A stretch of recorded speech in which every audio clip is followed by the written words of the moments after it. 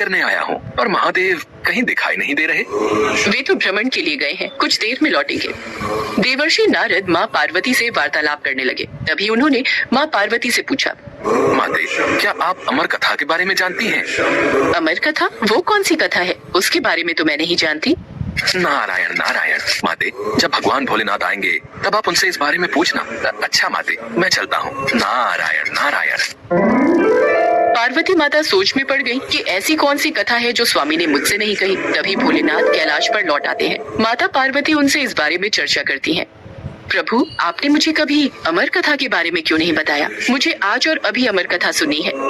ठीक है देवी, मैं आपको आज अमर कथा सुनाऊंगा, परंतु उसके कुछ नियमों का पालन आपको करना पड़ेगा। अमर कथा के दौरान आपको एक क्षण के लिए भी सोना नहीं है। आप बीच बीच में हुंकार भरती रहना ताकि मुझे आभास रहे कि आप कथा सुन रही हैं, क्योंकि मेरे नेत्र भी उस क्षण बंद रहेंगे।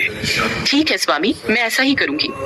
भगवान शंकर ने माता पार्वती से एकांत और गुप्त स्थान पर अमर कथा सुनने को कहा, जिससे कि अमर कथा कोई अन्य जीव न सुन पाए, क्योंकि जो कोई भी इस अमर कथा को सुन लेता है वो अमर हो जाता। इसके पश्चात शिव जी देवी पार्वती को अमर कथा कहने एक गुफा में ले गए। पुराणों में कहा जाता है शिव जी ने देवी पार्वती को अमरनाथ की गुफा में अपनी साधना की अमर कथा सुनाई थी, जिसे हम अमृतत्व कहते हैं। प्रचलित कथा के अनुसार भगवान भोलेनाथ ने अपनी सवारी नंदी को पहलगाम पर छोड़ दिया, जटाओं से चंद्रमा को चंदनबाड़ी में अलग कर दिया और गंगा जी को पंचतरणी में तथा कंठाभूषण सर्पों को शेषनाग पर छोड़ दिया। इस प्रकार इस पड़ाव का नाम शेषनाग पड़ा। अगला पड़ाव गणेश पड़ता है। इस स्थान पर भोलेनाथ ने अपने पुत्र गणेश को भी छोड़ दिया था, जिसको महागुणा का पर्वत भी कहा जाता है। पिस्सू घाटी में पिस्सू नामक कीड़े को भी त्याग दिया। इस प्रकार महादेव ने जीवनदायिनी पांचों तत्वों को भी अपने से अलग कर दिया। इसके बाद माँ पार्वती सहित उन्होंने गुप्त गुफा में प्रवेश किया और अमर कथा माँ पार्वती को सुनाने लगे।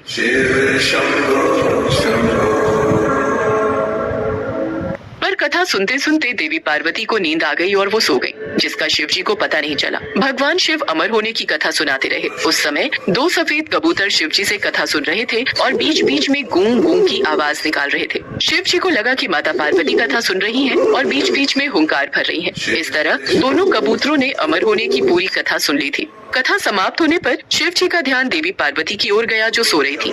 अरे, देवी पार्वती तो गहरी निद्रा में है, तो फिर यह हुंकार कौन भर रहा था? अचानक महादेव की दृष्टि अमर कथा को सुनते उन कबूतरों पर पड़ी, तो वे क्रोधित हो गए और उन्हें मारने के लिए आगे बढ़े। मेरे क्रोध से तुम दोनों को कोई नहीं बचा सकता। तुम्हें इसका दंड अवश्य मिलेगा। हे प्रभु, हमें क्षमा कीजिए। हमने अनजाने में ही भूल की और हमने आपसे अमर होने की कथा सुनी है। यदि आप हमें मार देंगे तो अमर होने की ये कथा झूठी हो जाएगी। इस पर भगवान शिव का क्रोध शांत हो गया। प्रभु, इन दोनों का इसमें कोई दोष नहीं। मैं गहरी निद्रा में सो गई थी। मैंने आपके आदेश का पालन नहीं किया, इसलिए इन दोनों को क्षमा कर दीजिए। भगवान शिव जानते थे कि अनजाने ही सही पर कबूतरों ने अमर कथा को सुन लिया था, इसलिए वे दोनों अमर हो चुके हैं। इस पर महादेव ने कबूतरों को जीवित छोड़ दिया। भगवान शिव के आशीर्वाद से वो कबूतर का जोड़ा अजर अमर हो गया।